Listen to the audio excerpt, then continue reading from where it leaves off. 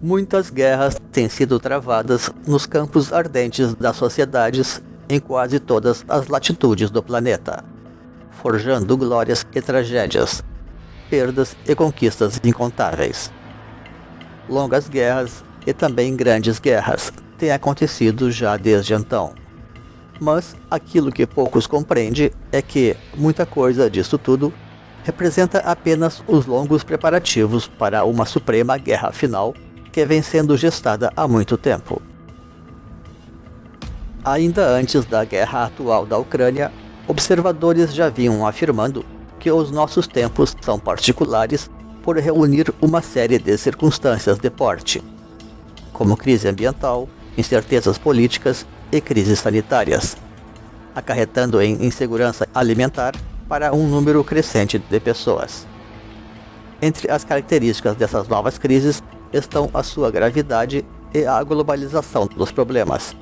tal como a sua permanência e, em decorrência, um crescente acúmulo de situações críticas. E agora, os temores e os terrores da guerra apenas vêm consolidar este quadro e completá-lo de diferentes maneiras, por assim dizer,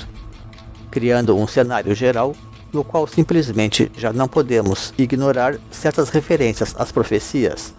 cujas características seriam justamente anunciar um tempo terminal capaz de reunir muitos dos flagelos possíveis na humanidade, de uma forma bastante avultada e disseminada, isto é, globalizada. Mas que trataremos também de abordar melhor no momento adequado, considerando que, como as próprias profecias anunciam, haverá várias etapas na grande crise mundial, antes da final consumação das coisas, quiçá até mesmo somente após uma série de tormentos inéditos na história do planeta e da humanidade.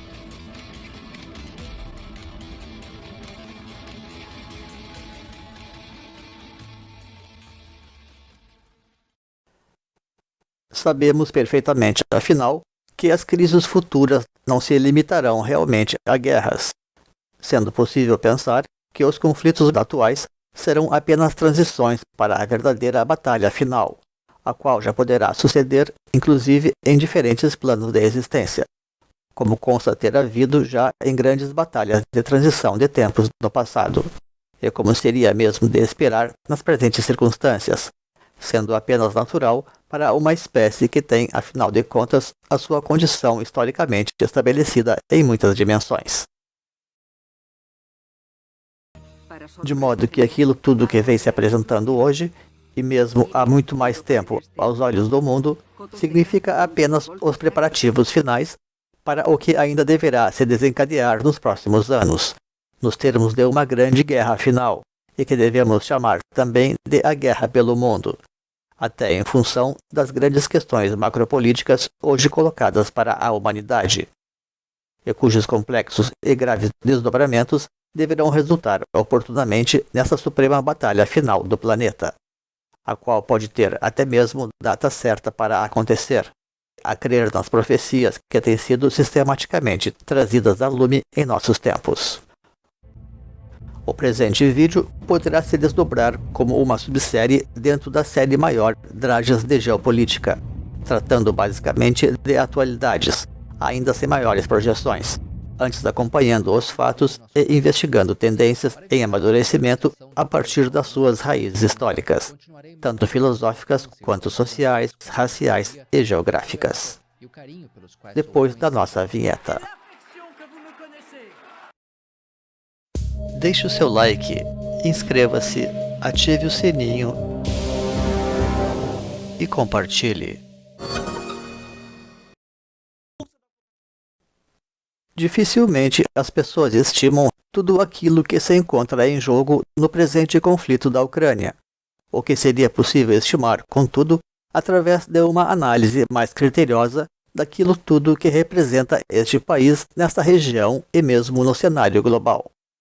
Pois um olhar mais atento aos fatos permite observar que a Ucrânia também ocupa uma posição estratégica central ou de grande importância na geopolítica, mais precisamente em termos de transição entre os hemisférios ocidental e oriental. Ou, como também se costuma dizer, a Ucrânia representa a própria porta de entrada da Europa, Nos dialetos eslavos, Ucrânia significa fronteira, e isto pode ter um sentido histórico maior do que aquele que se costuma estimar. E tudo isso nos faz lembrar, então, que o famoso filósofo francês conservador Alain de Benoist, todavia vivo, profetizou que o capitalismo, cada vez mais baseado simplesmente em especulações e poderio militar, está em um processo de autodestruição que levará a uma terceira guerra mundial, a qual não será, todavia, uma guerra de civilização entre o Islã e o Ocidente, como tantos todavia imaginam, mas sim entre Oriente e Ocidente. De modo que o Islã resultaria apenas como algo simbólico do Oriente, como veremos melhor adiante, longe, porém, de ser o adversário exclusivo do Ocidente. Se é que parte importante do próprio Islã não viria a se aliar ao Ocidente, todavia. E afirmamos, neste caso, que a Ucrânia representa o pivô estratégico entre esses hemisférios, e que está naturalmente destinada a desencadear este processo, podendo perfeitamente oscilar, por isso, entre ser uma cornucópia virtuosa e uma caixa de Pandora problemática. De modo que não podemos subestimar a importância estratégica desta região, e nem a dimensão verdadeiramente planetária dos conflitos que ela pode chegar a desencadear. As grandes potências sabem disso tudo, pois conhecem perfeitamente o papel central que joga hoje a Ucrânia na geopolítica mundial.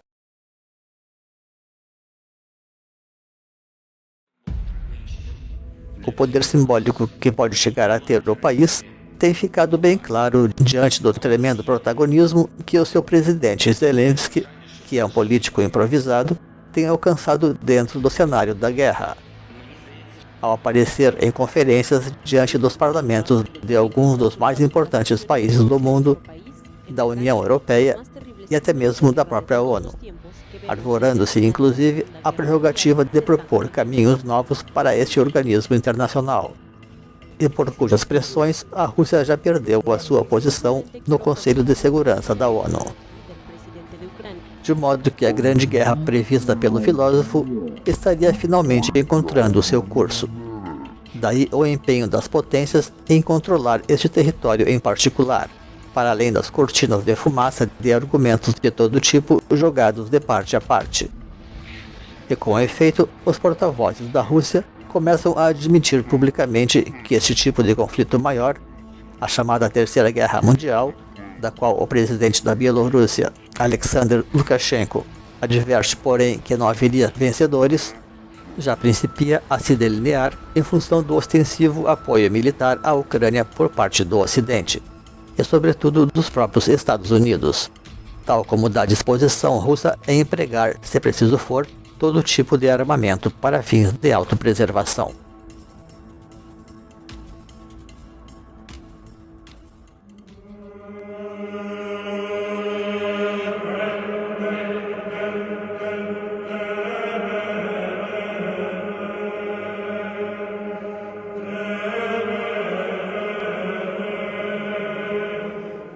Eis que a Ucrânia emergiu, nessa altura da história da humanidade, como um pivô de interesses e visões de mundo muitas vezes insuspeitos por parte das massas, que observam os acontecimentos sem conhecer tudo aquilo que jaz sob os intrincados lances de poder que são jogados sobre o maior país da Europa, fora a Rússia, que emerge como um dos grandes players no coração de toda esta movimentação que envolve amplas cosmovisões, juntamente com redes comerciais consideradas como vitais. Com efeito, nós sempre sustentamos que, no fundo de tudo, e movendo-se por detrás de toda uma engrenagem de interesses mais periféricos e materiais, o verdadeiro motor da história é, na realidade, a própria religião, e que é aquilo que sobra quando todo o resto é diluído e devidamente processado pelos ciclos da evolução social e pessoal menores, tal como demonstram os nossos tempos, quando tradições antigas emergem dos escombros ou dos processos dos grandes experimentos sociais dos séculos mais recentes. E isto vale, pois, para as próprias doutrinas sociais seculares, na medida em que não é difícil encontrar as raízes religiosas que, em última análise, as influenciaram. pois por mais distante que o ser humano pareça estar das suas crenças mais remotas, ainda assim ele atua comumente amparado por valores nela baseados no seu dia a dia. Nesta abordagem já não trataremos, pois, das visões religiosas internas da própria Rússia, ou mesmo dos cismas católicos mais conhecidos isoladamente, mas sim de outras facetas dessas dinâmicas, que é a sua inserção dentro de um todo de alianças multiculturais maiores, partindo antes de cosmovisões amplas e específicas de mundo, mas que pode incluir também importantes cismas cristãos e mesmo interreligiosos da mesma forma,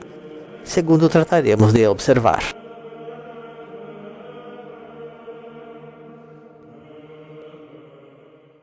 Nas famosas teorias de Halford Mackinder, tipicamente modernas, sociais e até materialistas, a ideia de Pivot Mundi, o coração do mundo, está inteiramente focalizada em questões meramente econômicas de recursos naturais, ignorando amplamente, então, aspectos culturais e religiosos, e até mesmo geográficos de certa forma.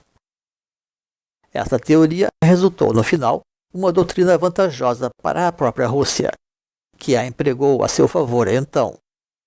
Não obstante a questão do eurasianismo ser tão ou ainda mais importante para este grande país. E no final, ambas as coisas se completam perfeitamente para resultar na grande vocação imperial russa. Por outro lado, quase incidentalmente, Mackinder acerta ao designar o leste da Europa como o verdadeiro coração desta geopolítica central, ou enquanto zona estratégica para controlar as dinâmicas globais. Mas também é preciso dizer que o oeste da Ásia participa muito desta geopolítica central, especialmente a própria Turquia, pois a Europa do Leste necessita dos seus estreitos para a sua comunicação com o mundo e vice-versa. Não foi por acaso, afinal, que os romanos escolheram a cidade de Bizâncio para ser a capital da Roma Oriental, próxima à velha e poderosa Troia, que tinha função semelhante, onde Roma provavelmente deve ter tido as suas razões estratégicas para optar pelo Bósforo ao Helesponto, e que Constantino endossou mais tarde ao rebatizá-la quando fez dela a sua capital imperial da cristandade. Adiante nos concentraremos melhor nessas questões. Porém, se as visões de Mackinder já vinham sendo consideradas defasadas em função da vitória dos Estados Unidos ou do poder atlantista, agora então, com as novas questões culturais em voga, evocando as chamadas guerras de civilizações, o tema econômico cai ainda mais de moda. Em função disto, a abordagem religiosa e ainda mais cosmológica que empreendemos joga realmente por terra boa parte da importância do fator econômico de per si. Pois, neste caso, podemos até dizer que estamos muito além de simples teorias, porque a própria história tem dado reiteradas provas dos seus fundamentos já. Tratando-se as circunstâncias atuais, apenas mais uma variante do mesmo, por assim dizer. E muito embora a linguagem até pareça moderna, não é de hoje realmente que as ideias de atlantismo e de continentalismo simbolizam a expressão geopolítica dessas duas cosmovisões em conflito. Pelo contrário, tal coisa apresenta um histórico multimilenar, como também demonstraremos oportunamente no decurso da presente série.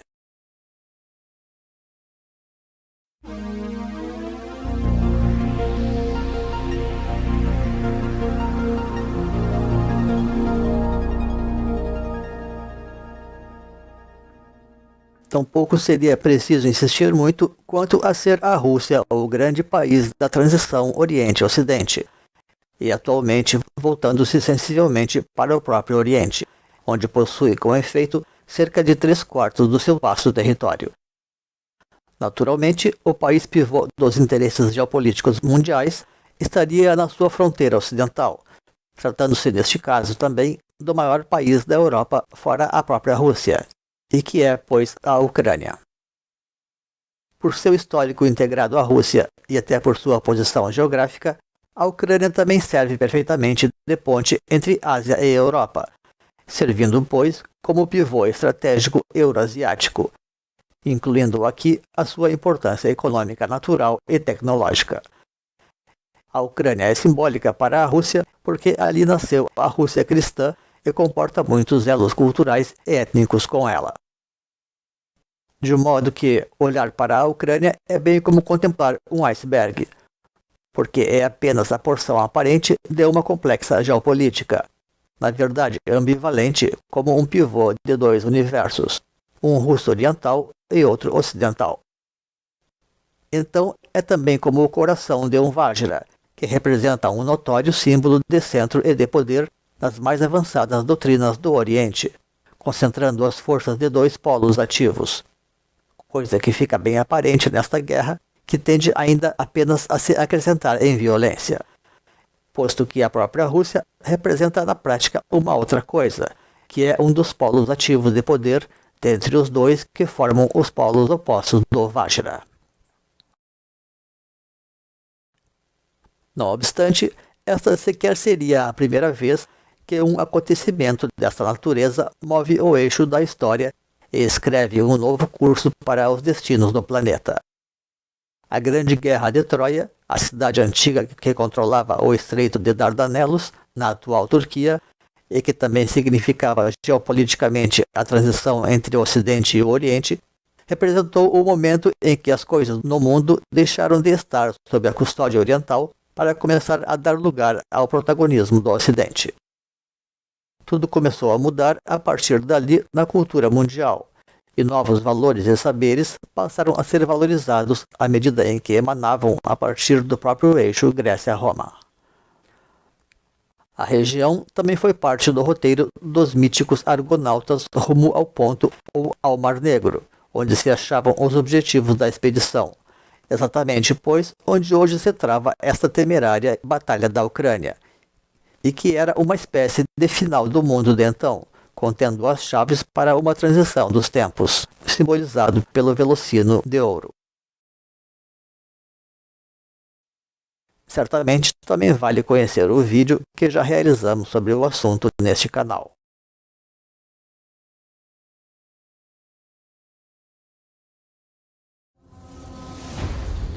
Tampouco foi muito diferente em data mais recente, quando os otomanos conquistaram uma Constantinopla já debilitada pelas contendas com o Ocidente, consumando assim o domínio do Islã sobre o antigo Império Romano e além.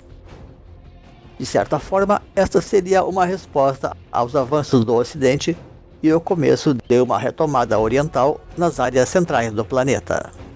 reproduzindo, quiçá, numa dada escala, os míticos eventos de Troia. Embora o Islã já não esteja tão forte hoje no mundo, ele ainda pode cerrar fileiras com as potências hoje em ascensão. Com efeito, a Turquia segue com um poder geopolítico considerável, mesmo no conflito atual. O controle do Bósforo e do Dardanelos segue sendo muito importante, ou mesmo decisivo, para o destino dos conflitos na Europa Oriental. E vale lembrar que seu governo é bastante aliado da Rússia. O Mar Egeu tinha maior importância numa outra época do mundo, quando as embarcações tinham um significado maior e a economia também transitava por mares talvez mais tranquilos. Embora não seja possível reduzir a importância da região, o fato é que o teatro de operações globais hoje é mais complexo. É claro que estamos falando então de produtividade, inclusive agrícola, porque o solo da Ucrânia também é riquíssimo. Comparativamente com a Europa, a Ásia é história, isto é, a sua longa história também esgotou amplamente a sua própria natureza. Ainda assim, o Egeu segue como um polo central de escoamento para o mundo, razão pela qual a Rússia tem se esmerado tanto por trabalhar a geopolítica desta região, controlando os países que cercam o Mar Negro, como é a Geórgia, e desenvolvendo boas relações com os turcos. A Turquia sempre buscou cultivar uma posição de neutralidade perante os conflitos protagonizados pelas potências ocidentais. E se na Primeira Guerra o Império Turco-Otomano ainda se aliou à Alemanha, para depois serem derrotados, já na Segunda Guerra ela teve os seus esforços bem-sucedidos, conseguindo agradar a gregos e a troianos. e em função de uma ampla rede de pactos multilaterais que começou a organizar desde que se tornou uma república, sendo nisto beneficiada justamente por sua posição tão estratégica no mundo. Tocaria então à Ucrânia buscar seguir este exemplo de bom senso e de sabedoria, aproveitando-se das suas posições também privilegiadas para jogar com astúcia em seu próprio favor, a fim de não se tornar um pivô de crises maiores como ameaça fazer na atualidade. Afinal, a estratégia atual do Ocidente é até bastante óbvia, e nada original, pois trata de reproduzir apenas aquilo que já fez no auge da Guerra Fria, visando esgotar a Rússia como ocorreu com a União Soviética. A corrida armamentista, como tantas outras jogadas de geopolítica, tem naturalmente sempre muito de blefe. Porém, o grande perigo aqui é quando um jogador atira as suas cartas na mesa e desafia ao seu oponente, dizendo: "Eu pago para ver".